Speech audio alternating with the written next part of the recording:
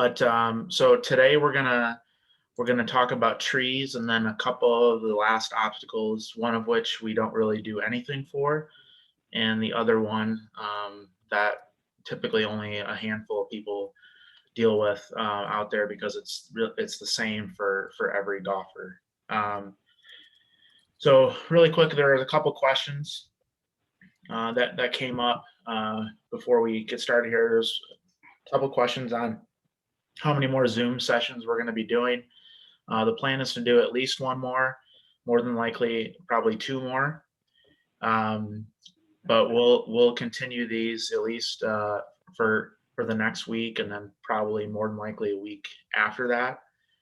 And then we'll also be trying to do, if anyone else, any of the newer people, we might do like a new rater session that digs a little bit more deeper into filling out the Form 1 or something like that, if there's interest, which I know there has been for that. The other question was about the C adjustment for crossing, and the question was, does it matter what we're crossing when applying that adjustment? So does it matter that if it's penalty area water versus extreme rough or out of bounds or whatever? And so the answer to that is no, it does not matter. You would apply that C+ adjustment if it's within 10 yards of the front of the green there, regardless of if it's water or if it's extreme rough. But that your value potentially for that crossing could be influenced by a P- or a percentage adjustment if that tall grass or whatever could be played from at least some part of the time.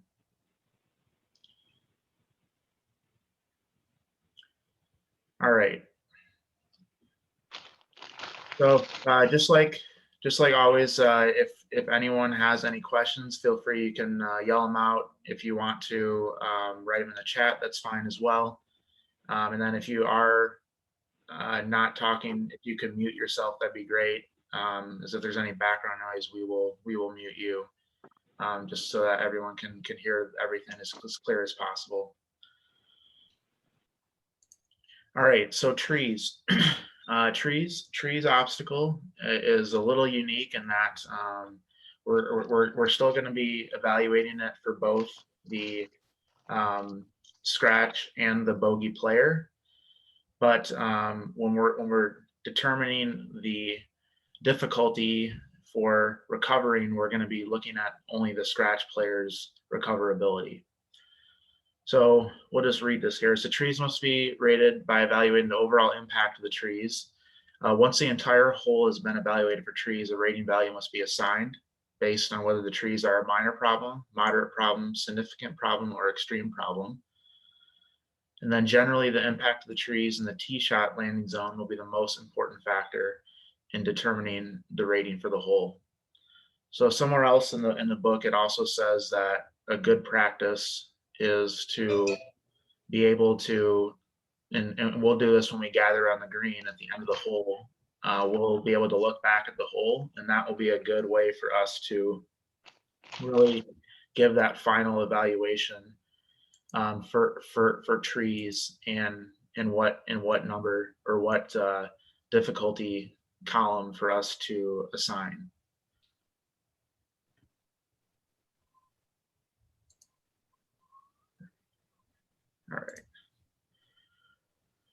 All right, so a couple of things again. It's important that we read this sentence. So determine the difficulty factor for trees by considering the following for each shot that is to be played on the hole based on the scratch player's ability to recover from the trees. Okay, so we're looking at the scratch player's ability when we're talking about this. So in a lot of cases, what we recommend is that, if you are, sorry, there's someone that's getting some background noise up. Theodore, can you tell who it is?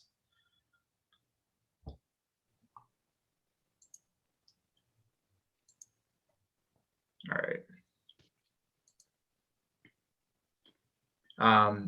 So again, if you're maybe a higher handicap player, you might want to ask someone that is a little lower handicap player on their thoughts about recoverability if it's challenging for you to put yourself in that golfer's mindset.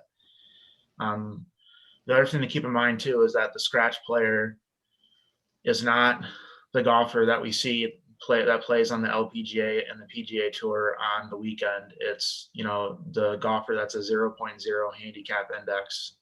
So we're not talking about Tiger Woods or Justin Thomas recovering from trees, or Phil Mickelson. We're talking about the amateur golfer that shoots around the course rating for the course when they play. So when we're looking at these factors, we're looking at the number of trees, the height of the trees, and the density. And again, we're looking in mid-season time frame. So if we're at the golf course in April or May or October, and we have the trees that aren't necessarily completely grown in, we need to put ourselves or imagine that they're grown in there and look at their difficulty from that perspective. So we're looking at these in each landing area and on the line of play. We're also looking at the distance of the trees from the center of the landing zone. We don't necessarily record that number down, but it is a very important factor when coming up with this either minor problem, moderate problem, significant problem, or extreme problem. And then we're also looking at the length of the shot required to reach the next landing zone or the green. And the thought is that recovery is typically Yes, is there a question?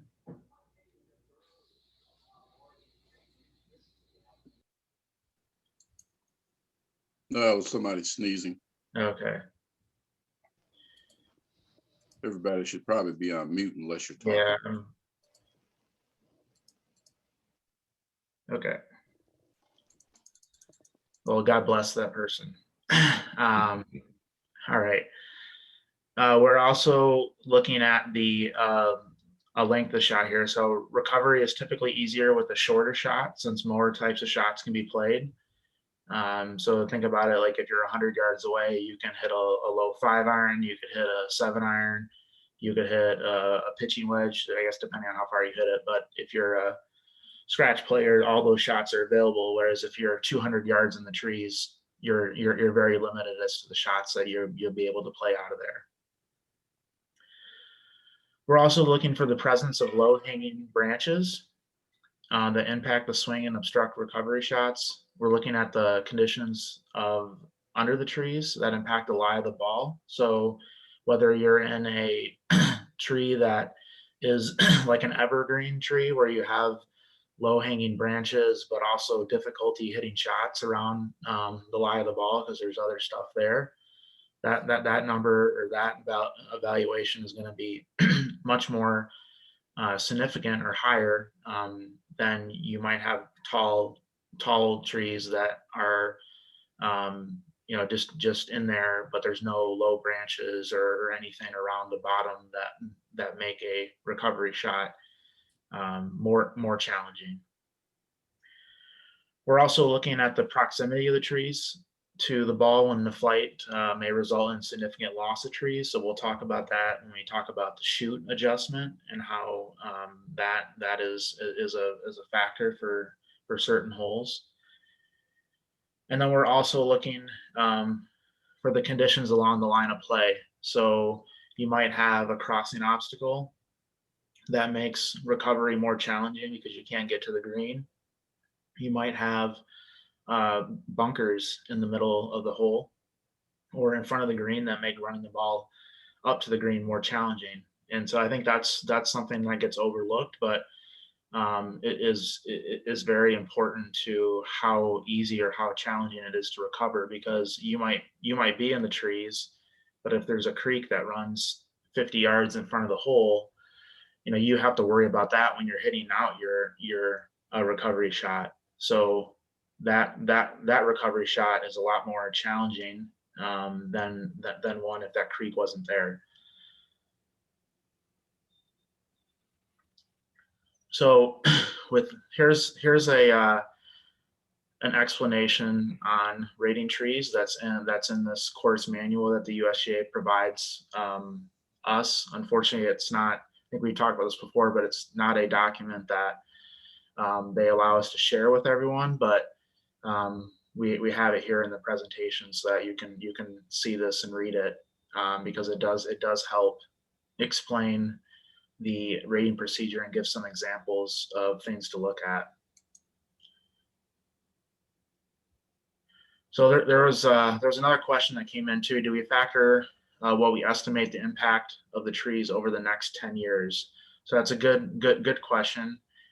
In terms of we're like we said, we're doing these ratings for 10-year window, and obviously trees grow, and really in that instance, it can be challenging for us to be able to project out what the tree growth might be.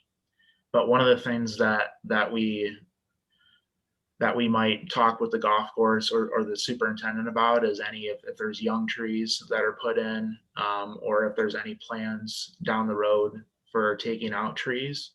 And some of these things might impact our decision, might make us rate things a little lower, a little higher. So I think those are all things that the captain would talk to the golf course about. But in terms of our actual numbers, it's going to be difficult for us to project out what that tree is going to look like in 10 years, because the other thing too, you might have an ice storm or a windstorm that might come in and blow some trees down too. So I think probably the safe bet there is to just assume that we're rating the trees as they are there. But if you do see some that are newly planted, that you might want to figure out or make some assumption that those are going to be a little bigger within that 10-year window.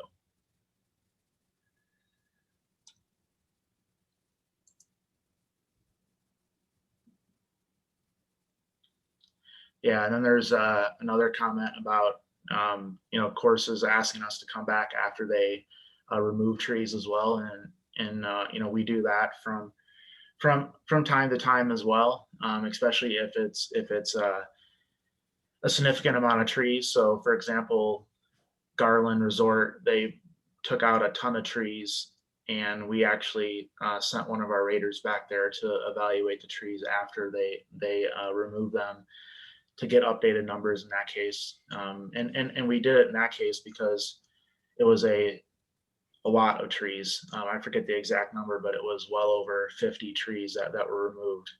If a course just removes one tree or two trees, unless it's really significant to the play of the hole, it's probably not going to make a major impact on the outcome of the rating.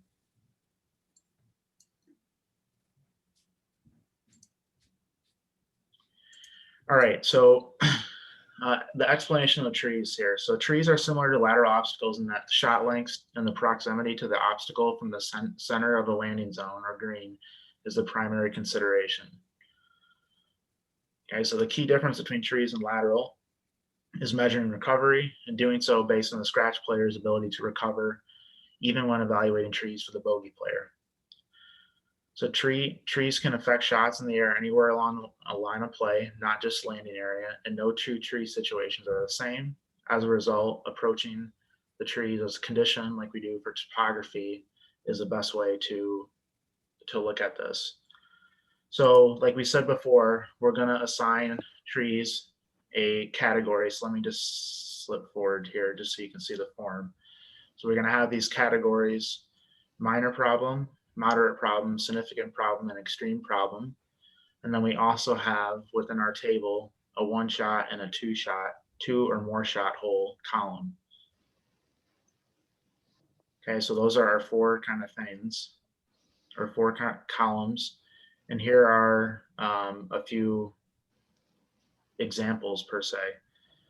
So number one, a long par 4 hole has trees that tightly line the fairway. A tree shot that is hit offline by 15 yards right or left and strikes an overhanging branch may end up well short of the normal landing zone. which already requires a long approach shot. Any reduction in distance could require an extra shot to the green, so that could be a reason for us to make the tree value more or higher along our continuum there.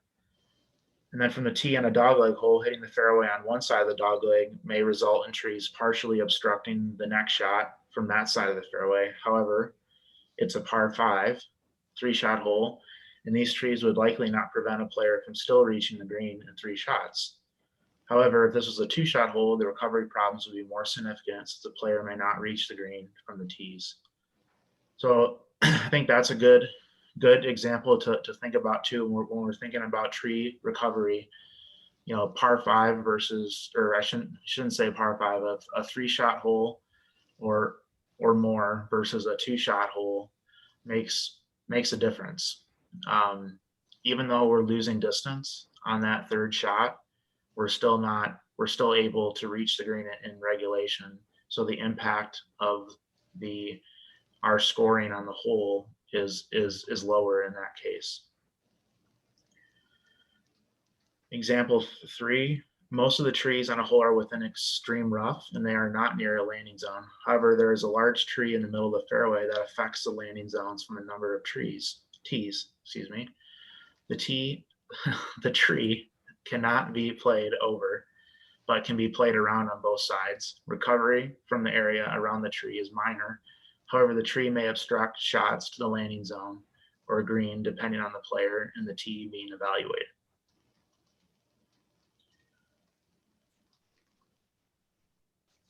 Okay, and then here, this last comment is a good one here. Instead of using strict measurement guidelines, the rating team, because apparently, and I can't speak exactly to this, but before I started doing this, one of the ways that we evaluated trees was we would measure it just like we did fairway widths or widths to distances to obstacles, that we would get that distance and then we'd go to a chart to get that. But they switched to that, or they switched to the current way. And then that allows us to look at the overall impact of the trees on the hole. Then it talks about a tweener here. So tweener usage is encouraged as warranted. So again, that tweener is when you're in between values, and you'll see on your tree rating chart that there are gaps in there. And so we do use tweeners a lot on trees. Probably it's definitely the most that we do of any obstacle. Then the only adjustments are going to be the O, or obstructed, or an H adjustment for shoot. And then a rating team will find that looking back down from the hole from the green towards the tee is a great way to validate the final rating values for trees. So typically when we're rating, when we gather on the green, that's the trees is going to be one that we're going to talk about, call out, and basically the captain or team leader typically will ask everyone what they have for trees, and then we'll all share and make sure that we're within relative agreement there. But again, because the numbers are impacted by our landing zones, we're each tee that we're doing, each golfer that we're doing has different landing zones. So the numbers don't need to be exactly the same, but they should be, close in terms of, we don't want one person to have a minor problem and the other person to have an extreme problem. But there can be some variability from tee to tee, or even from bogey to a scratch player, depending on their landing zones.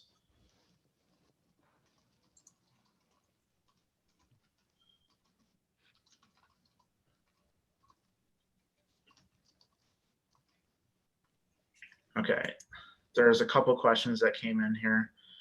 So is there a rule of thumb for which rating would be applied if you are pretty sure an extra stroke will be required? So I don't think there's necessarily a rule of thumb for that, but I think what we would want to say for that is that if there is going to be an extra shot required, that that value, minor problem, moderate problem, significant problem, or extreme problem, is higher than it would be if there wasn't an extra shot. So hopefully that helps a little bit. But basically, if it isn't require that extra shot, then the overall significance of the trees will be higher in that case. And then there was a question about weather conditions. So we don't really deal with the weather conditions, except for the fact that there is a spot that we evaluate for wind. So if there's certain areas of the state, which we do have, that are windier than others, so coastal areas, middle of the state, where you see those wind turbines, there is a way for us to put that into the rating system. But the rain, weather, things like that are not taken into consideration for course rating. There is a potential adjustment under the World Handicap System for that, under the playing conditions calculation. If you are interested in that, we can, maybe Theodore can throw in the video, the explanation video on that playing conditions calculation from our website if you're interested in learning more about that.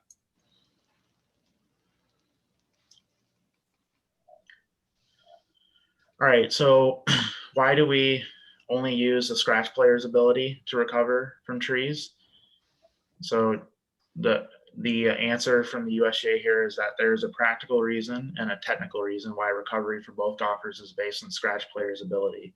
From a practical standpoint, it is difficult to consistently predict a bogey player's ability to play the wide variety of recovery shots that trees can present, and it's easier to visualize how a scratch player is able to recover from the trees, which enable rating teams to be more consistent in the rating process. From a technical standpoint, the final rating values for trees are subject to a weighting factor for both the trees, obstacles, and the overall obstacle stroke value. The weighting factor for trees and the overall weighting of obstacles is much higher for the bogey player, which ensures that the impact of tree rating is higher for the bogey player, even if the rating value is the same as a scratch player. So this process is designed to provide consistent, accurate, and fair ratings for both golfers. So basically, the way I read that is that, or the way I rationalize is that these people that make the book and make these things are much smarter than me. They have more data than me. And if they say that's how we do it, then we're going to do it and move on. So, and then there's also here an explanation about the probability of recovery from trees. So a tee shot landing area is bordered by trees that are 25 yards from the center of the fairway. On a tee shot hole, it is judged that the scratch player could rarely get on or near the green from the trees, and the rater determines the trees to be a significant problem. Based on the tee shot, the rater assigns a value of 6 for trees in the hole. Consider a second scenario where the same trees border a short 3-shot hole. The scratch player can advance the ball less than half the distance to his normal second landing zone, but is still able to reach the green with his third shot by hitting the longer club. Should the recovery problem be significant as well? So in determining recovery from the trees, the rater should consider their impact on the player's play of the hole. In the first situation, an extra shot was required for the player to reach the green. In the second scenario, however, the player was still not able to reach the green with their third shot, was still able to reach the green with their third shot, even though it was a substantially longer shot. Because the player did not necessarily lose a shot in recovering from the trees, the rater would be justified in this case in determining the trees to be a moderate rather than a significant problem, resulting in a rating value of 4 or even 5, as the values can always be adjusted plus or minus 1 point. So that's a good example there of how, as a par 5, you might have the same exact situation, but the number is going to be lower because the golfer is still going to be able to get to the green in regulation.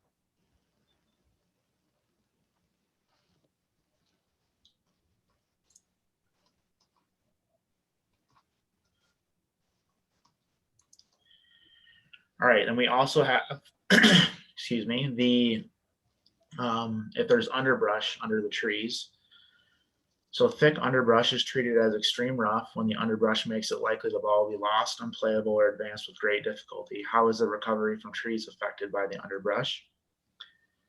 So underbrush forces the scratch player to hit a different recovery shot. usually a highly lofted club. Thus, the underbrush must be considered when evaluating the probability of recovery from the trees. For example, consider trees with no underbrush located 25 yards from the center of the tee shot landing zone. Assume recovery is a minor to moderate problem. So that puts us in a 3. Based on the scratch player's opportunity to hit a low fade or hook or a rolling shot to recover. The rating for this would be a 3. By adding underbrush to this example, the player's recovery problems will most likely increase. If the tree limbs are high and the shot necessary to get out also of the underbrush also gets out of the trees, the recovery problems might increase only slightly, say to a moderate problem, which would yield a value of 4. If the tree limbs are low and thick with foliage, the recovery problems might increase to a significant problem, which would yield a value of 6. It would not be an accurate evaluation of the impact of the player's scoring ability to evaluate the trees without considering the underbrush. So basically what it's saying there, and I know it's long and I don't necessarily like reading everything verbatim, but because these aren't available, we're just going to do it. But you can see that the underbrush there does impact the outcome for the final rating value. And then this last point here is that if the underbrush likely leads to a lost ball, this area has to be treated as extreme rough and the tree should be discarded or severely downgraded. High ratings in both categories would overstate the impact on scoring for both the scratch and bogey players. So that's a important point there. And another way to think about that too is that we might have a golf course that would mark their tree lined areas as penalty areas. So maybe not extreme rough per se, but the same concept applies that if it's being counted under another obstacle, we're not going to double count it. So if a Northern Michigan course says all their tree lined areas are played as penalty areas, or they have red stakes or red lines that they put down, we're not going to count those trees, or we're going to significantly discount those trees because we're evaluating those under penalty area or lateral obstacles. Okay, so we run into that a lot. So it's excuse me, it's important to understand on the whole if certain areas are going to be counted as trees or if they're going to be included as part of the penalty area or lateral, and that we're not doing, or we're not double counting. Any questions on that concept? Because that does happen quite a bit. Well, Yeah. I think you might mention how we're going to rate that situation you're talking about with trees and underbrush where there is no red line. Do we rate it as extreme rough first with a nod to trees, or do we rate it high under trees with a nod to the underbrush? What do you think, since you asked the question? Mark, is Mark there? Mark Me? Boltman? You talking to me? No, is Mark Bultema there? On the Kyle, is Mark with us or not? I don't see him. I know he might be coming back from yeah, so but I think basically, so let me just make sure I understand your question. So basically what you're saying is that in this example, do we rate the trees high and the extreme rough low, or do we rate the underbrush high and the trees low? Is that Yeah, the that's question the you're asking? question.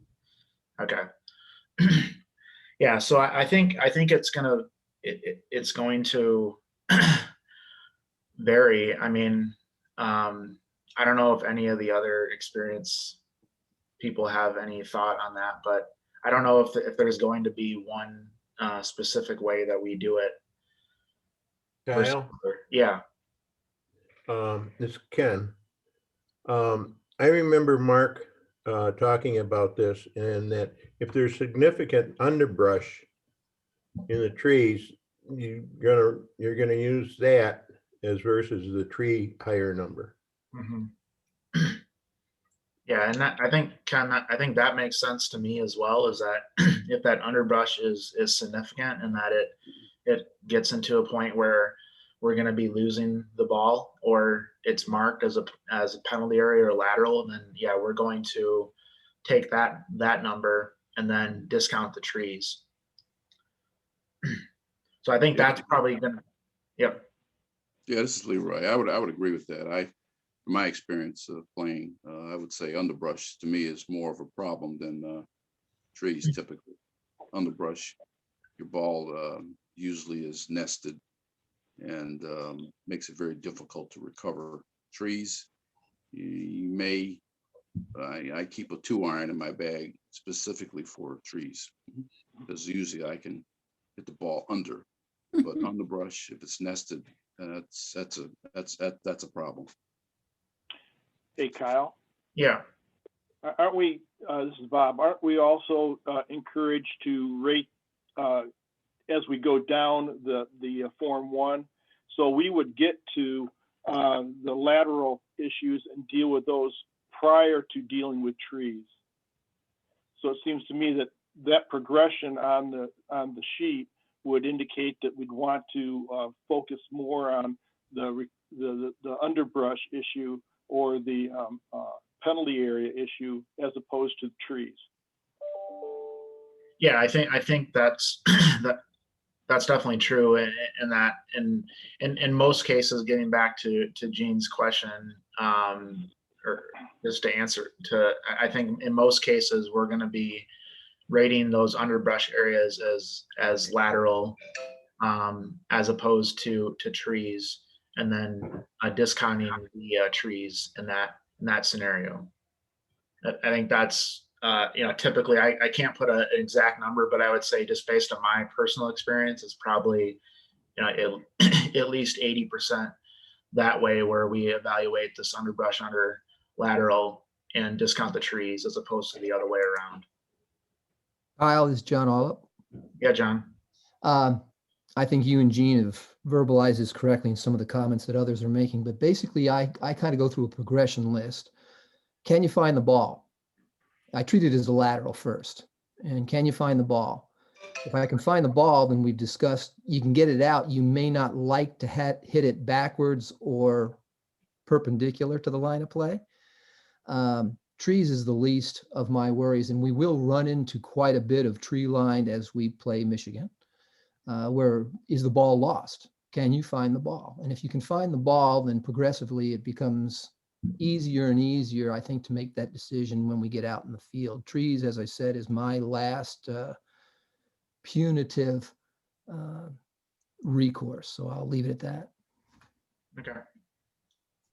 Yeah, and there is another comment from Mike and Connie about just another way to look at it is that when you go into the area, what obstacle do you walk into first, the trees or the underbrush? And typically it's the underbrush that's more of a problem in that case. So yeah, so I think overall it's just important to understand that when we are looking at the trees that are left and right of the hole, is that are these trees included in the lateral or are they not? And then just making sure that they're not being double counted. Good question and thought, Gene.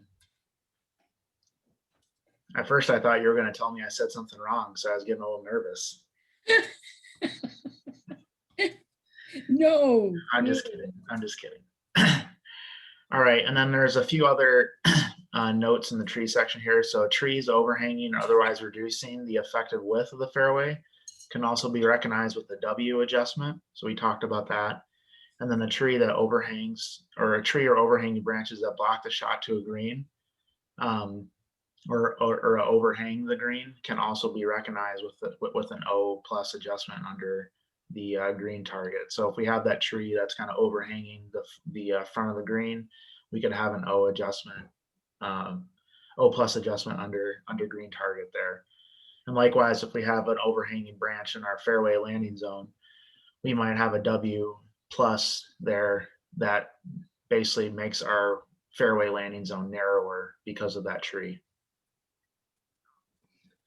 The other thing that the other thing that's not listed in here, but definitely comes up when we talk about trees, is in some cases trees can be helpful in a sense that if you have out of bounds on the other side of trees, the trees there may reduce the chance of your ball getting to the out of bounds.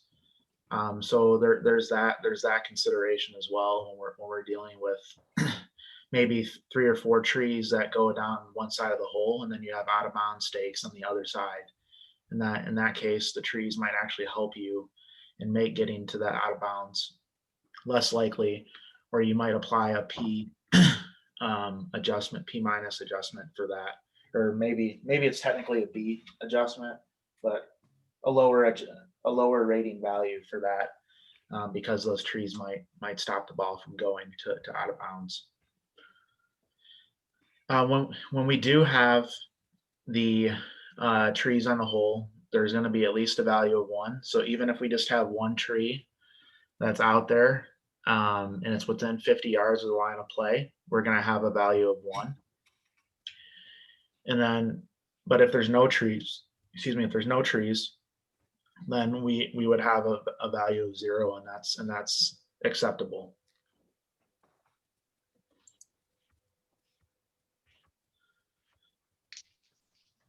Yeah, but there's another comment too that I think is important too, is the type of tree as well makes a difference, right? So we talked about trees with low overhanging branches versus ones that don't have overhanging branches. So an evergreen is going to be a lot higher value, or a higher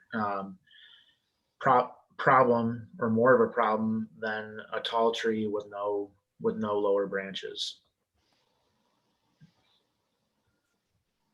The other thing we look at when we do trees is a shoot adjustment. So when we're looking at the shoot adjustment, if you have your book, your course rating system guide, it's there's a little picture there that kind of shows what that shoot is. But basically, when we're looking at a shoot, we're looking at 2 values: the width, so the distance between the extending tree branches at the narrowest portion, and then the length as to how far it is from the teen area to past the point where the shoot exists.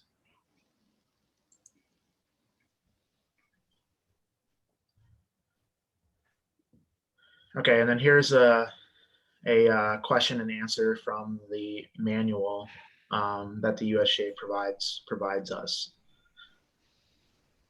So, is there any additional guidance on measuring or determining a shoot adjustment?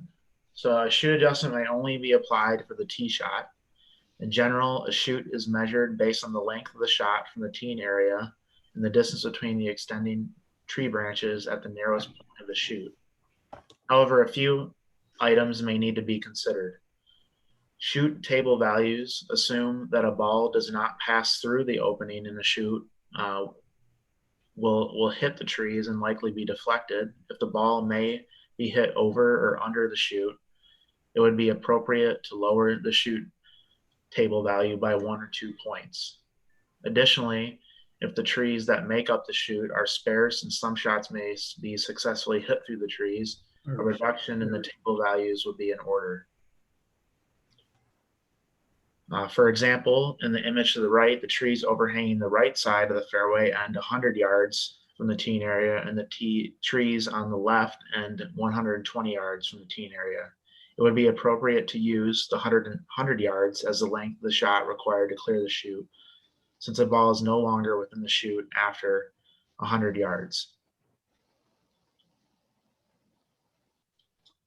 If the trees are staggered but never directly across on opposite sides, this would not qualify as a shoot. However, it may result in an increased table value or possibly the obstruct adjustment under trees.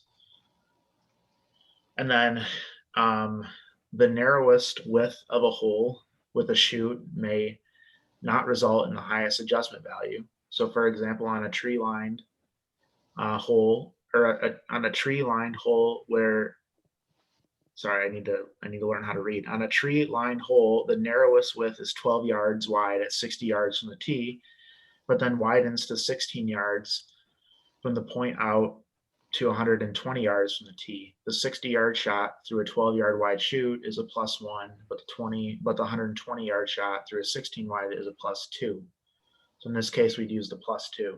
So when we look at if we look at our value here, basically when we have our chart, we're going to be taking that width that we measure from the overhanging branches down.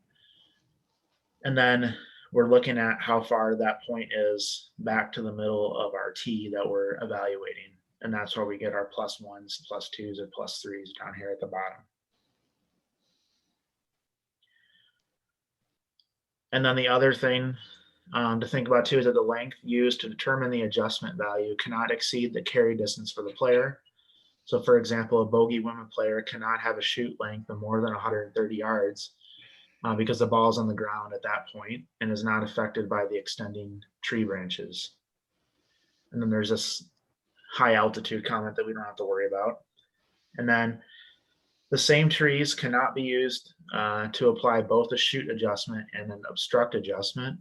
So we can only, when we're looking at a set of trees, it can only be one or the other. But that doesn't mean that there can't be a O adjustment for a different tree down, farther the down later in the hole. All right, so I know that's a lot of talking, and especially for you newer folks, I know that's a lot. But trees are. I guess one of the nice things about trees is that even though it is a little bit subjective, they do provide some examples and some insight as to how to be a little bit more objective in that process. But when we're dealing with our trees, again, we have here's our chart. We're looking at, again, minor problem, moderate problem, significant problem, or extreme problem, looking at the recovery for a scratch player. And then you can see here that if it's a one-shot hole, the par 3, then we just have a simple 1, 2, 3, or 4. Then if it's a 2 or more shot hole, then we've got either 2, 4, 6, or 8. But as we talked about in one of the examples, we could have a tweener, or we could have a value of 3 if it's somewhere between a minor and a moderate problem, or a value of 5 if it's between moderate, significant, etc.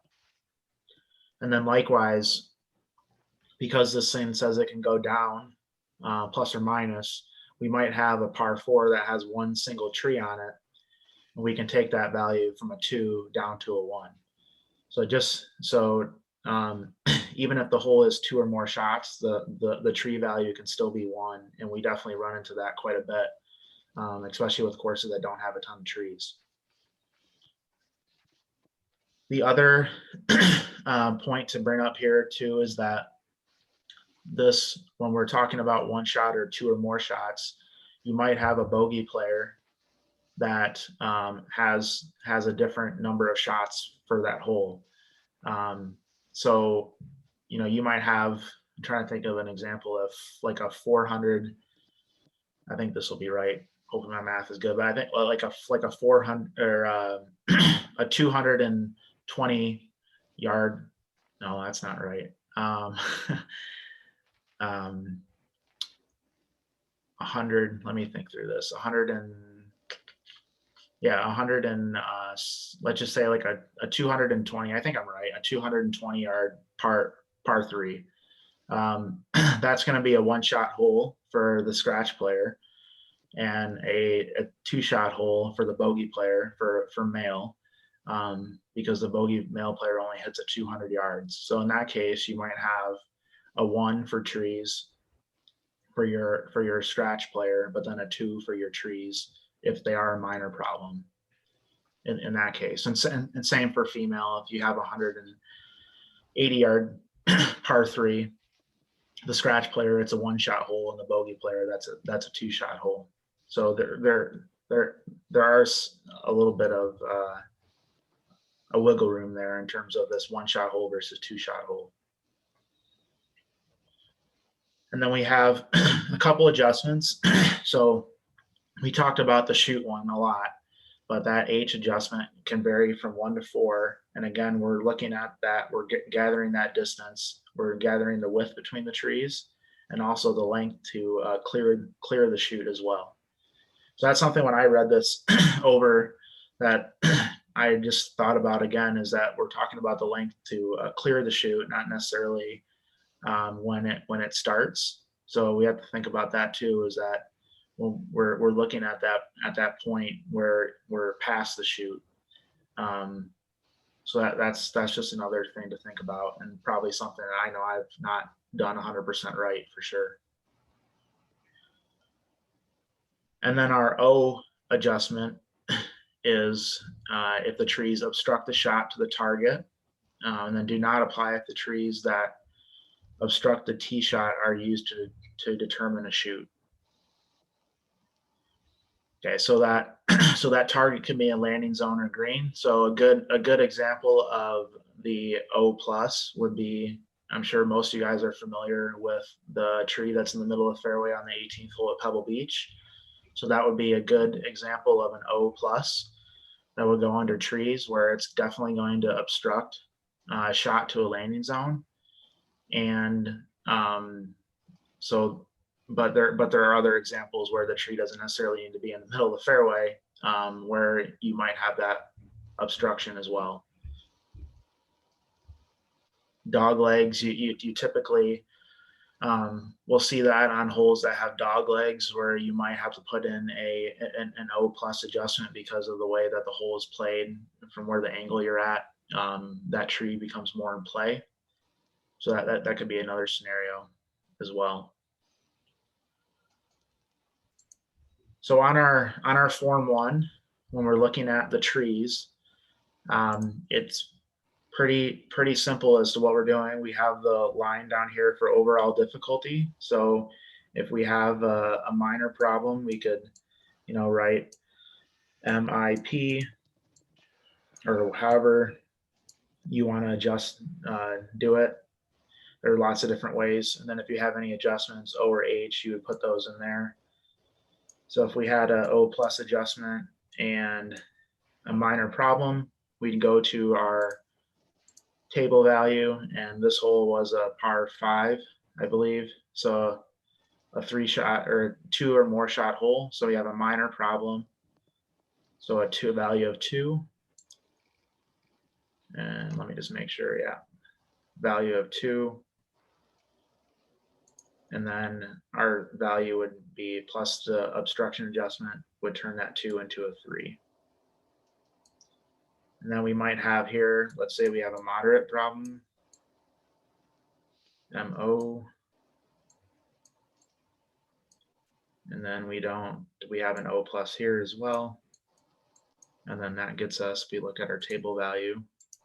The other thing with the trees is that I didn't say this, but it's the same for both men and women. So there's no separate table like we see in some of the other obstacles. A moderate problem would be a 4, and then plus 1 would get us to a 5.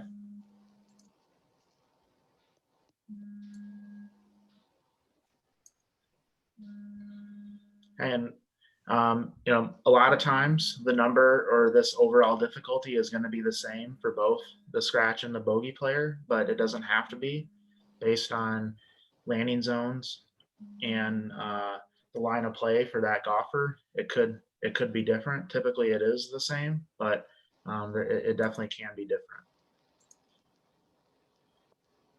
Kyle, quick question. Mhm. Are you evaluating the scratch, the bogey golf, or whatever from each tee? Meaning, if the bogey player plays the back tees and the scratch player, are these evaluations for each tee that everybody would play, or where they should be, like a medium tee that I don't know, we got black, you got all kinds of colors, but you could have a back tee, a middle, and then a front tee. Are we evaluating from each tee? Yep. So we're going to look at that bogey, or the bogey and scratch player from each tee out there. So and that's kind of the basis of how the system works, is it looks at the relative difficulty for those two players. And we do that at every tee for men. And then for ladies, we'll do that at every tee that's at least 6,000 yards. And in some cases, we may do tees that are over 6,000 yards for ladies. Okay, that Yep. clarifies a lot for me.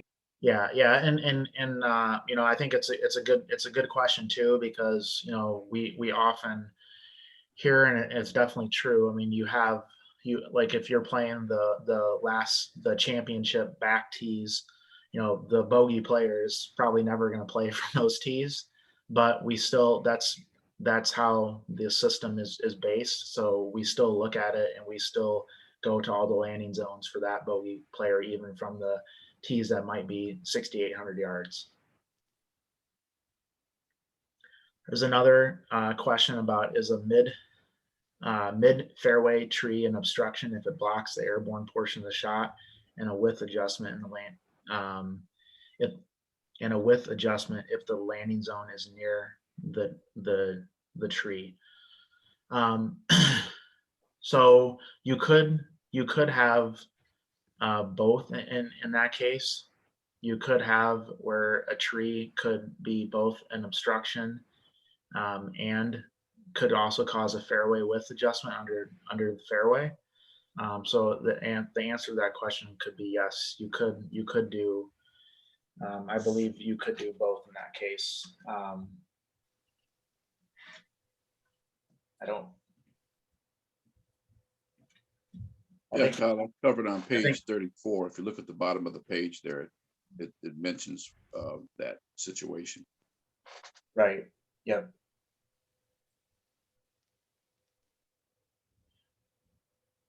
So Page 34 in the manual. Yeah, that talks about the O adjustment under green target though.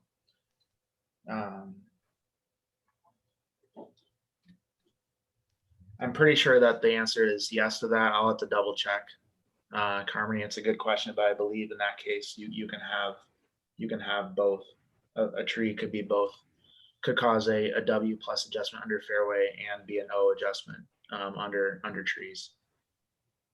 Kyle, he was trying to tell you that it says that at the bottom left on page 34 of the guide.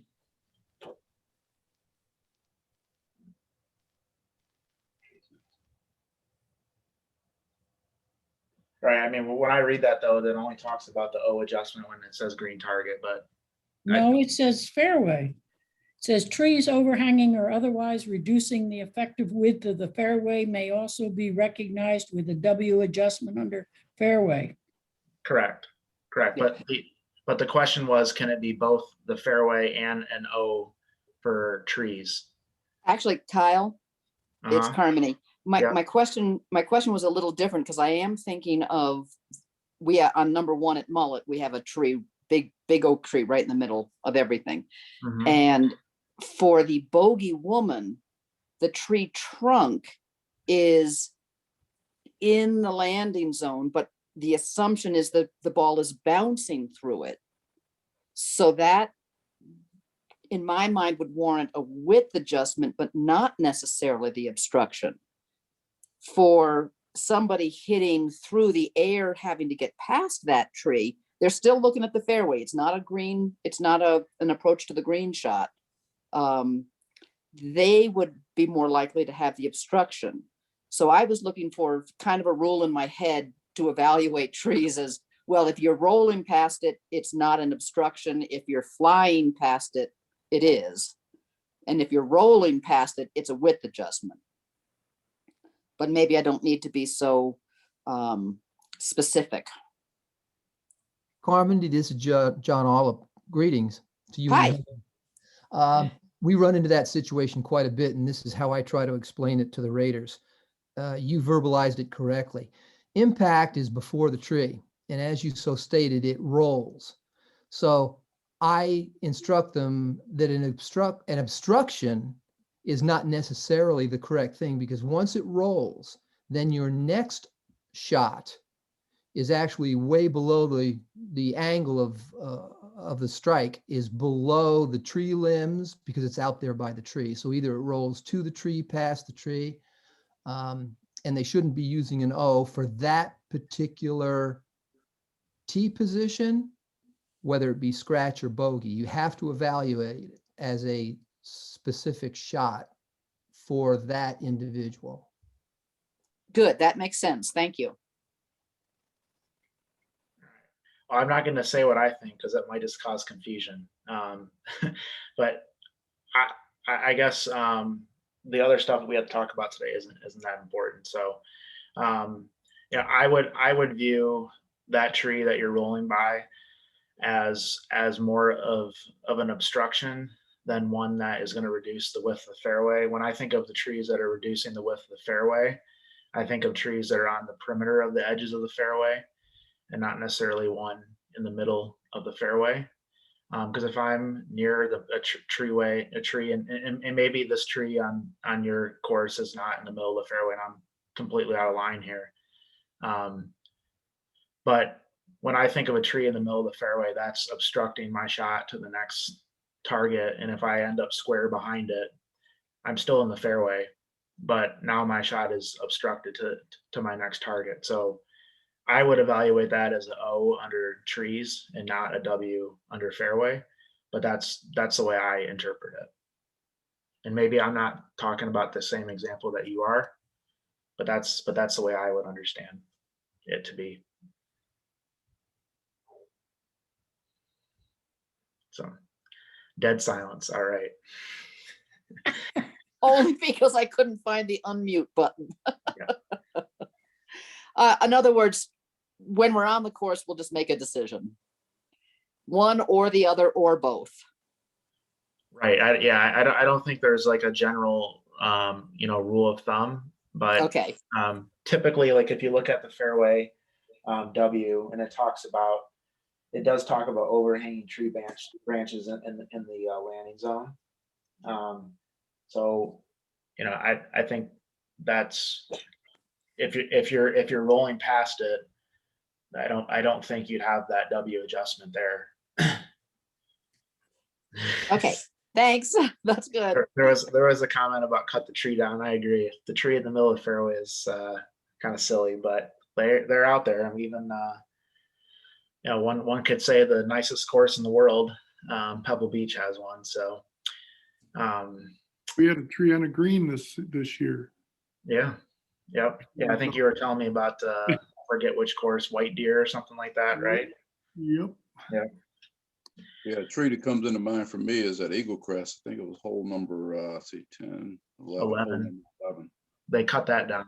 So they finally cut it down. That tree Yep. was right near the green. It was a huge oak tree. It took up the whole green, and they finally cut it down because pace of play was definitely an issue there. Yeah. Next time I see it, Leroy, I'll tell you my Eagle Crest tree story on that 11 hole. It's quite a story. So, all right. So, in terms of filling out on the Form 1 here, the trees are fairly simple. Again, we're just going to write down the overall difficulty and then any adjustments. If we don't have any adjustments, then we would just have our overall difficulty and then our number. The last thing, we won't take too long on this, is just there are two other obstacles in the book: green surface, and then psychological. Psychological is all done with the computer, so we don't need to really do anything about that. But the green surface is one that we do, but typically it's done by just one person because it applies to everyone. So when we're looking at this green speed and the contour of the green surface is going to be measured by the measuring team, and that's going to be on our Form 1.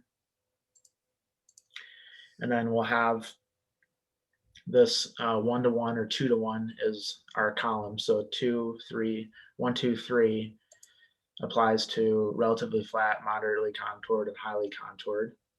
And then typically also in our Form 1, we'll have the stimp reading up here at the very top right. And this one we don't, but we typically have that number listed there as well. And then when you're getting to that value, you simply go and find the green speed and find the column 1, 2, or 3 that you're in. And then you'll see that we don't typically do any adjustments here. The only one, so unpleasant's very, very rare. The only time we would do that is if we have this circle concept. And if that's being done, the captain of the measuring team will make sure that everyone knows that. But again, on the form 1 here, you will typically, it's the last column, you'll typically not fill this out unless you're asked to do it by the captains. We typically only have one person do this because it is the same for everyone. So if you're interested in learning more about that, or you want to do it, feel free to go ahead and do it, but it's fairly straightforward. The only other thing on this that I'll mention is that there's the values in parentheses here are for bogey. So if a bogey player is, and we get to our 10 feet of first stimp and moderately contoured, our values on our form 1 would be 7 and 8 here for column 2, because we have 8, that additional 1 for our bogey. That was a terrible 8.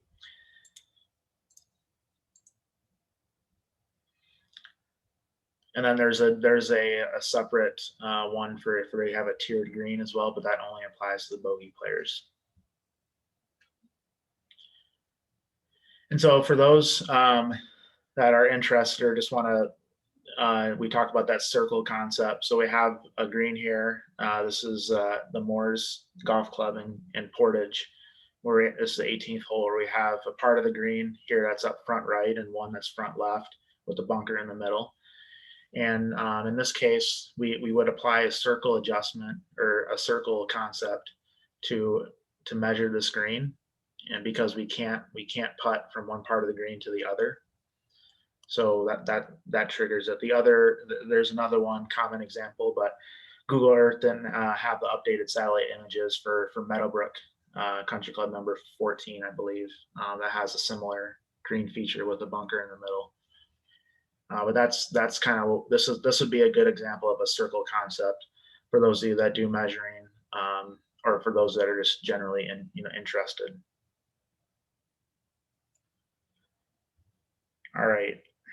Does the superintendent allow you to chip on that green? I wonder. Probably not. Well, it just varies. I would imagine that typically when we have a tournament at the Moores, we will mark off a certain area if it and make it a wrong green, so that by the rules you can't play from it. But I don't know what they do for normal play out there. Unfortunately, I know the superintendent out there is one of the better superintendents and experienced superintendents across the state. So I'm sure he probably makes sure that they don't tear it up too much.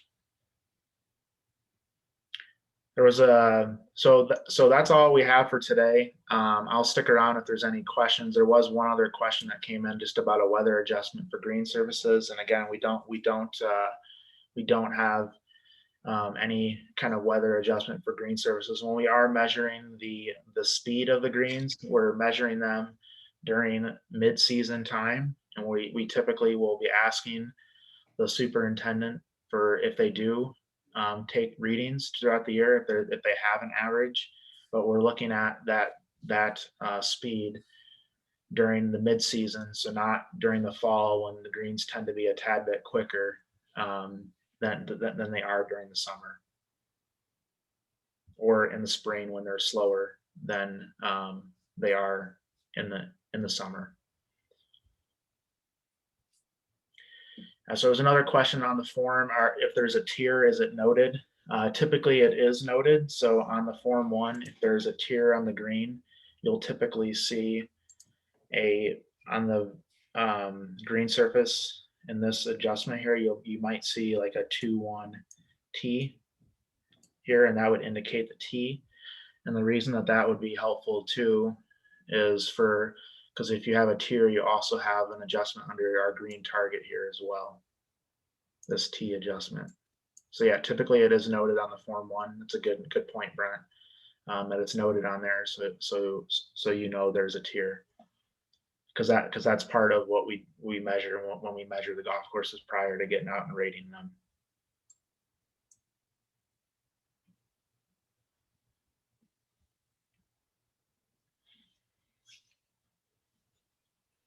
All right, well, if there's any other questions, we'll stay on, but appreciate everyone's time. Next week, I think we'll be covering transition zone concept that comes up from time to time. And then we might have one or two other things, but the transition concept is something that we'll definitely talk about. And if there's a question John answered, is the stimp reading number based on the average of all the greens? So yeah, so we'll take average measure, or we'll take measurements from multiple greens and average those together. Yep.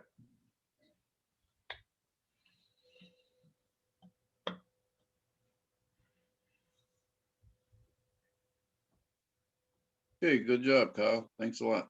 Thanks a lot, Kyle. Thanks, Leroy. Thanks, everyone. Thanks, Kyle. See you Yep. next week. All right.